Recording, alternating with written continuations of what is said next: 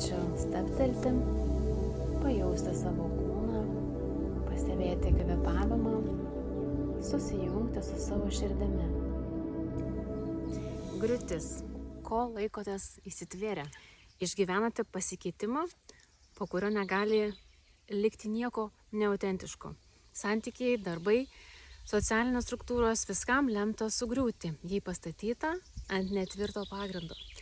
Tai vyksta todėl, kad sugrįžtumėte prie savo tikrojo aš, individualiai ir visuomenės požiūrių, ir gyventumėte darnoje su savo esme. Kol esate pasikeitimų sūkuryje, tai gali atrodyti kaip visatos smūgis. Išlaikykite tikėjimą, nes sunkus laikai taps reikšmingiausiomis akimirkomis. Perėję ugnį, jūs atgimstate tarsi iš pelenų. Jūs kviečia pasiduoti, nesistengti visko laikyti savyje, nesistengti stabdyti ir leisti griuvimui vykti.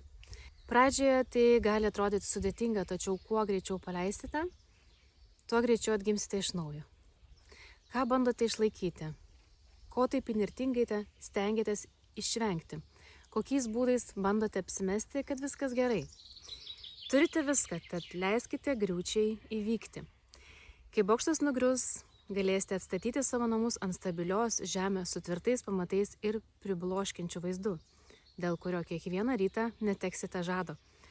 Šiuo metu su jumis griovimo deivė kali ir juodoji Madona.